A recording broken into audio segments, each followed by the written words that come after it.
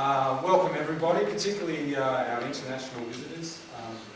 Welcome to Australia. I know when I was travelling, particularly in Syria for some reason, I'm not sure why, you would get some random guy come up to me and find out I'm Australian and say, "Hey, g'day, welcome to Australia!" So welcome everybody.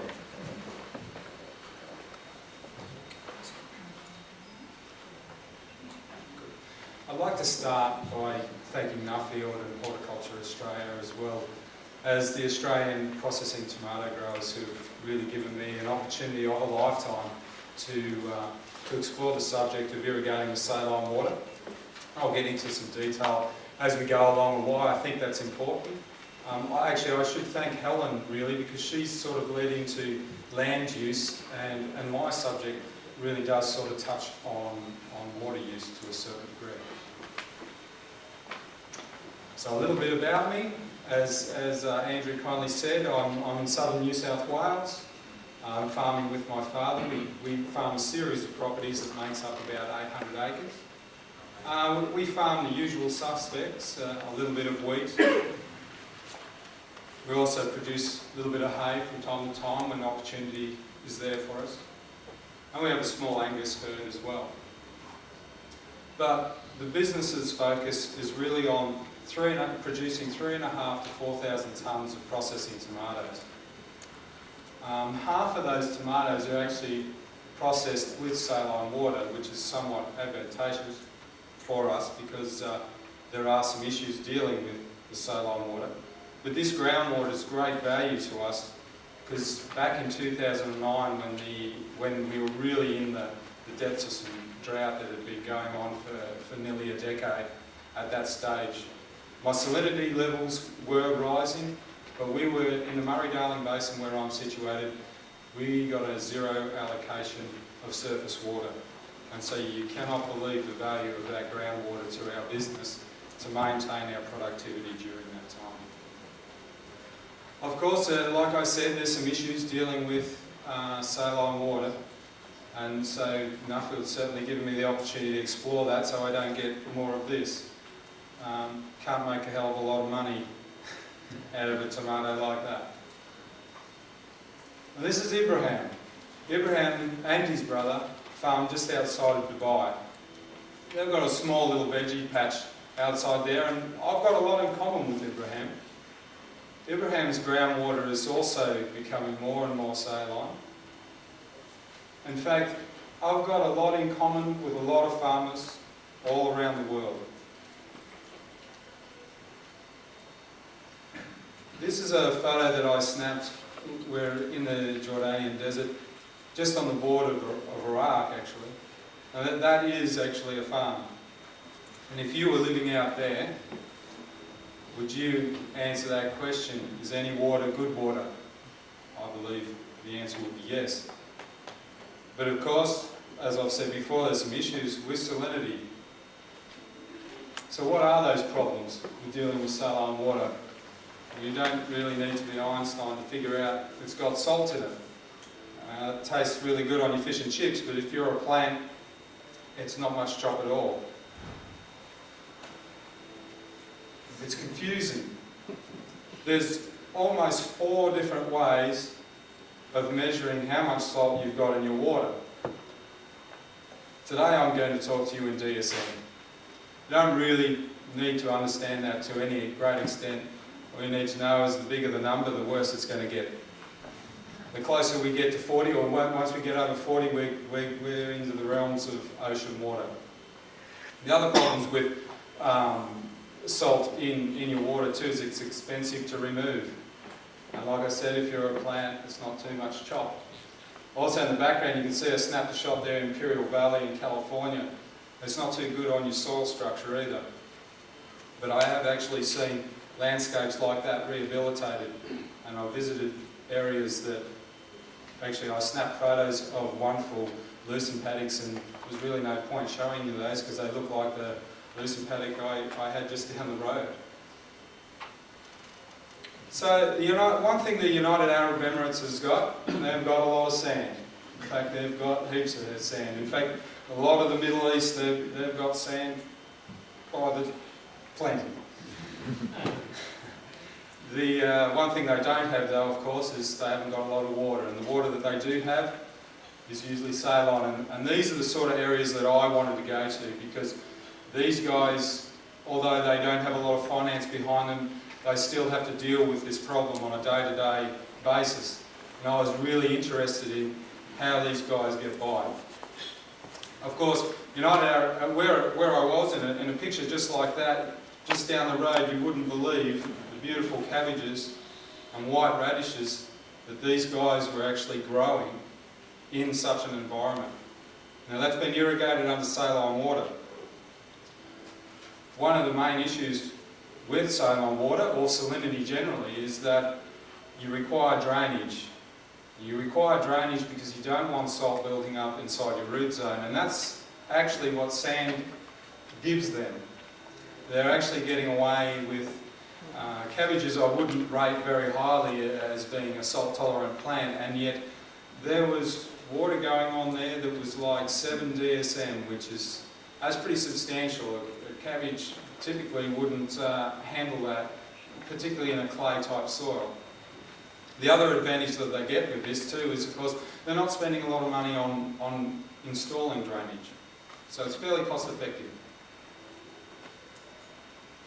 The other enemy of salt is evaporation, and I've got to say the Dead Sea in Jordan has to be probably the best example in the world for demonstrating the effect of evaporation. You've got to remember that water evaporates, but salt doesn't. The Dead Sea's been there for thousands upon thousands of years. It's the lowest point on Earth, so we're not going to have much luck in providing some drainage. And as it evaporates away, it's actually become 6 to 7 times more saltier than any ocean on Earth. And that's become so dense you can float around in it, even a guy like myself. So you can't change the physics, but you can manipulate them. Now, I snapped this photo in the Imperial Valley in California, and this, I think, really does demonstrate very well that you can actually get evaporation to work for you. And the way they do that is this bed is actually, the peak is off-centre, so it's not a classic flat bed that you would normally associate with growing vegetables or any crop on, really. They've put the peak slightly off-centre. This is a flood-irrigated scenario, and the crop is corn. What's happening is that as they're flood irrigating, water is actually pushing the salt towards the plant line. We don't want that. That's going to be a problem. We're going to get salt starting to build up in that root zone. So by providing a peak there, the evaporation actually wicks or draws the water to that point, and of course the salt travels with that water and evaporates on that peak. So it's a very, very simple way. There's no big expense involved here. This is not new technology, but it's a great example of, it's a very simple idea that's working very effectively. Just as a side note, corn's a really interesting crop because it actually starts out, it's one of the few plants that starts out being more salt tolerant when it germinates and loses its salt tolerance when it gets older. Most plants do the reverse. Most plants, they just develop their salt tolerance as they mature. Now, if you're trying to conquer evaporation, drip irrigation is certainly the way to go. Everywhere I went through the Middle East, drip irrigation was absolutely everywhere, and it's got a few advantages with using saline water.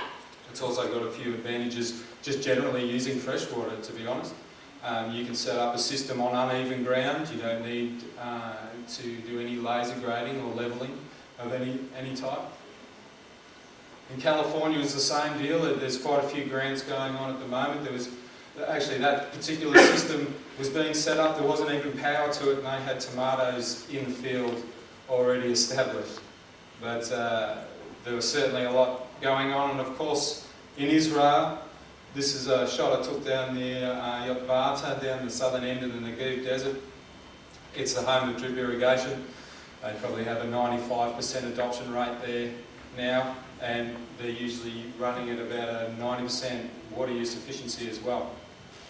So the drip irrigation, of course, the reason why it works so well with salinity is that not only are you putting less water on, you're therefore putting less salt on.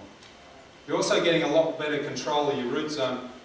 You can see in this slide that the drip irrigation here on the right, you've actually got your water, you're applying it right in the root zone. If it's subsurface, of course, it'll be right in that root zone. If it's surface, it'll be just at the base of the plant. And that's got some advantages because as you're watering, you're pushing your salt, which is building up out to the extremities of the root zone. You're also, unlike a sprinkler setup, you're not making contact with your foliage. And of course, as your water evaporates off your leaf, you leave your salt behind. You're going to fry your leaves, and crops don't grow so well without leaves. So you're also irrigating a very big area. So you've got quite a bit of evaporation happening on the surface, and that's building up salts. And also you're putting a lot more water out there to compensate for the evaporation that's happening as you irrigate. But also you're running into trouble with your foliar, and you've got a much bigger root zone because those plants are typically searching for more moisture, and so they tend to spread their root systems out a lot more. So there's definitely some advantages with minimising evaporation, and I think drip systems are certainly a great candidate for doing that. Of course, if you're going to irrigate with saline water, some salt tolerance is certainly very, very helpful. This is Dr. Rowe. He's based at ICBAR, which that just stands for the International Centre for Biosaline Agriculture. That's really just a fancy way of saying they just farm with salt water and that's all they do. I got pretty excited when I actually walked into this greenhouse because not only was there a whole bunch of tomatoes, which was interest to me, but the most amazing thing is that Dr. Rowe's actually found some varieties there that are very salt tolerant. All those tomatoes that are in there are actually receiving half seawater. That's around about 20 DSM. That's pretty salty. That's almost 10 times the level that a tomato can actually tolerate. He's also identified many others. It's not just tomatoes that he's working on. Forage is a big deal in Dubai and most of the Middle East. I know countries like Jordan, they import almost 80% of the forage that they require for their livestock. So that's a big cost. So they're certainly working on developing forages. But he also specialises in vegetables, and he has many different lines that he's building up seed stores with, and he's made some pretty good advances. The other really interesting thing that he does do, and I think is extremely important, is this is what's referred to as in vitro testing. And that's just a way of saying that he puts saline agar, and he puts seeds of different plants into a saline agar to see if they'll germinate under a saline condition. If you remember when I was talking to you earlier, I mentioned that some plants, though they're salt tolerant, they develop that over time as they mature and they get older. This is really important because if you're sowing a crop with seed and it's salt tolerant, but it won't germinate in a salty environment, you're really not going to go. It's a good way of spending money and losing it very quickly. So you'll notice on the left-hand side, the Petri dish is 0 salinity levels, and then on the right-hand side is 10 DSM. And you can see, from memory, I think these were mustard plants. You can see how they have been radically affected in their germination rate. Mustard's mediocre sort of salt tolerance. So that sort of testing is really important. Any guys who are out there with disc seeders, this sort of research is really important because if you're having to put your fertiliser in with, say, a canola crop, you're increasing the salinity, particularly when you start widening your row spacings. You're getting more fertiliser in your furrow, and then you're exposing that seed to a high level of salinity, and that's what affects your germination. So salt tolerance isn't always salt tolerance, and so this sort of research is really, really worthwhile. Fungus for salt tolerance. I know it's a little hard to believe. I mean, salt gets out there, it destroys absolutely everything. It's an environmental disaster. But salt tolerance is actually can be enhanced, and it's been done here in date palms. Both of these date palms have been exposed to 10 DSM DSM water, so that's about a quarter seawater. But the date palms on the right have actually had a mycorrhiza fungi introduced to them. A mycorrhiza fungi is just a fungi that has a symbiotic relationship with plants, allows plants to access nutrients more readily. Just by introducing that, they're the same fertiliser, everything's been done the same, and yet you've got, actually this photo really doesn't do it justice because I had to zoom out because the plants were so much bigger, but the growth that you can get from that is really good. So any systems that work with the biology of the soil and enhance it, certainly this demonstrates, I feel, that could enhance salt tolerance. The other thing is genetic diversity. This is Hussein and Diana Mustafa. The trial site is the climate change trial site in Jordan, just out of Amman. A lot of broadacre croppers, Australian broadacre croppers, will actually be very familiar with this variety here. It's Hyola 61, which was commercially available quite a few years ago. It's a Pacific seeds line. What's really interesting about this photo is actually what's going on behind in this section of the photo. All the other canolas in this trial site have been bad. The germination has been badly affected by the salinity. The salinity in there is 15 DSM. 15 DSM is pretty substantial. It's about third seawater, around about. So you can see how other varieties, and yet a variety that when I spoke to Pack Seeds, they weren't even aware that they had such a salt-tolerant line that they had developed. They didn't set out to do that. This is just genetic diversity.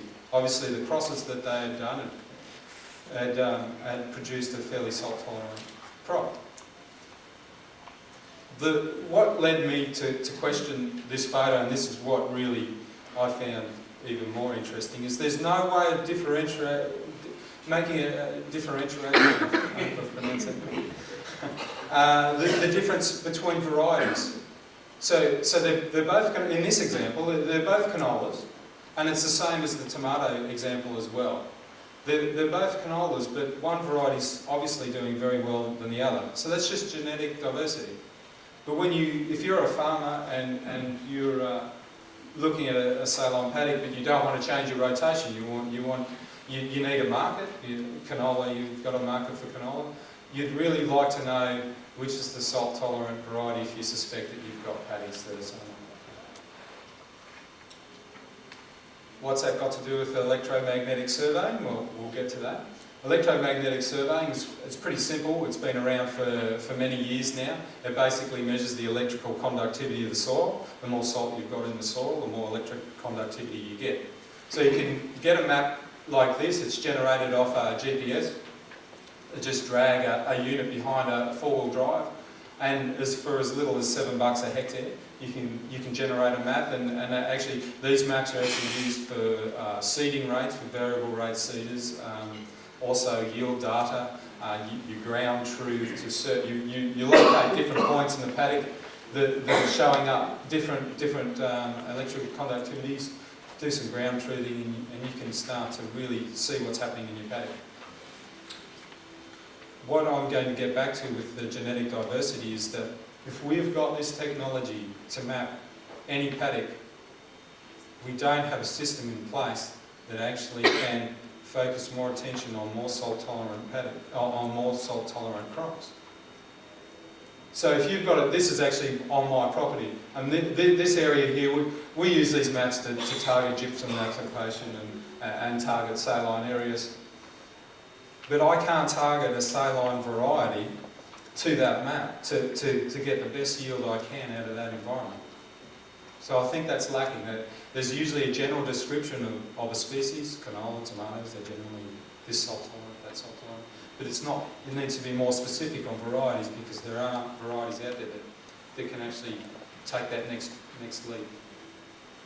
So in conclusion, really Ceylon water is all about water, and I'll go back to Helen's conversation. She was talking about land use. This is all about water use. It's about making water go further. As our populations grow, as our environmental requirements grow for environmental flows, as general needs, as our population grows, there's going to be more and more demand on water. And I feel Ceylon water, which is already being used, but saline water has a major role to play in continuing our productivity. It's all about trying to get resistance to adversity. In my situation with zero allocation, I really want any water is good water for me. I want to continue to produce tomatoes, and if saline water is all I've got, I really need to find out ways of dealing with that. Some are recommendations. Well, minimising evaporation. Any system that's involved in minimising evaporation is a good system. And I think that runs a parallel with conservation agriculture. There's one thing I didn't see when I was travelling around is the lack of association between using saline water and marrying that into full stubble retentions, minimum till. Those guys are all about minimising evaporation, and I think those systems can be married up into a saline system. That also leads on to biological activity. Minimum till and preserving moisture is also enhancing biological activity. And just, although the mycorrhiza is only one example, there could be much more. I think it's an area that could grow and possibly enhance salt tolerance and therefore land and water use. Variety, as I just finished talking about, the variety salt ratings are lacking. And future investment in irrigation. Anyone who's sort of considering about upgrading their irrigation system to gain more efficiencies, I think you could get your business to have a little bit more longevity if you consider saline water as well. Not to use it, but to actually invest in a system that can use both types of water. Because as we run out of water, you may not get that option to use fresh water. As in agriculture, we're using 75% of the fresh water that's out there. And I think the public have got a right to say, hang on a second, we want our share. And if that does happen, which really, that's really what's happening in the Murray-Darling Basin. If we're going to invest in irrigation systems, should we invest in irrigation systems that can handle both saline and freshwater systems really effectively and minimise the amount of salt that we're going to put out in the environment? CSIRO actually put out, they were, in 2005, they decided or made the comment that by 2030, more than a quarter of the water used in the Murray-Darling Basin is going to be groundwater. And typically groundwater carries a load of salt. And so there's going to be quite a lot more salt enter our catchment. So minimising water use is minimising the amount of salt that gets out there as well.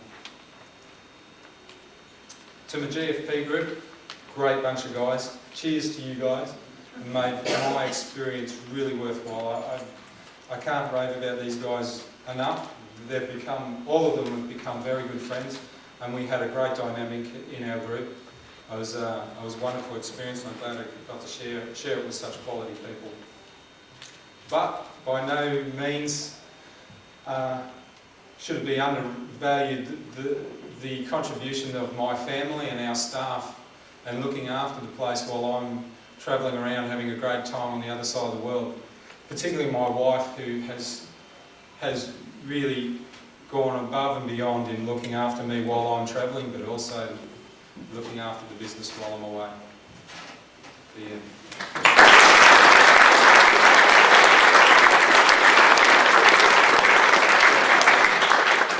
Good job, Brad. Ever-increasing issue, but I'm going to come in with the first question. Good agricultural practice must be, but what about desalination in this? Yeah, that's a good. Got that in the. I know you're all out there thinking about it because, as I touched on before, it is expensive to get rid of salt out of the system, and my point is demonstrated very well with the slide on the right-hand side. If you look down in the right-hand corner, that system is running at 18.6 bar. That takes a lot of energy to run a pump to generate that amount of pressure to squeeze water through and remove salt. And my systems that I'm running, I'd be flat out getting it to 3 or 4 bar. So that alone, without touching on figures, that alone says to me that at the moment, it's very expensive to do. This is a photo that I took actually in Israel. It's the same system. Yuri, he's the head of the Field Crop Growers Association there in Israel. This was his system. He had 2 systems going all the time to get as much water as he can, and their value of their water is very, very high. And I'd actually calculated it out that it was costing him $400 Australian dollars a megalitre to desal his water. Now in Israel, water's worth a lot of money, so he could justify doing that. And perhaps down the track, as water increases in value and systems improve, it's certainly going to, I think that is the future. But it doesn't remove salt. It removes salt from the water supply, but then you've got a waste product, and that's brine. And brine's just super concentrated salt that you've got left over, and you need to find a way of dealing with that or doing something with it. I have seen systems that actually separate all the minerals out of that salt, separate them off, and they've got a value. They come out as a tech grade mineral, and then those minerals can be sold. But until those systems come about, and if those systems do come about, they'll actually transform salt water from a problem into an asset. Because you'd be selling the minerals off it and then using the water and continue doing what you've been doing for years. So I love that idea, but that's not here, that's not now. So you still have to deal with salt. A lot of guys that were doing desal, they started off, they thought, this is fantastic, let's take all the salt out of the water that we possibly can, because that's only going to be good. But then they realised that it takes out all salts, and some of those salts are actually important to plant growth. And they ended up buying a lot of fertilisers added back into their water to sustain their crops. And so when they did take out lots of salt, they suddenly realised, hang on, sodium chloride, you need a little bit of sodium chloride in your water. Because they were getting all sorts of defects that they couldn't find a nutrient to fix. So it's not a straightforward answer.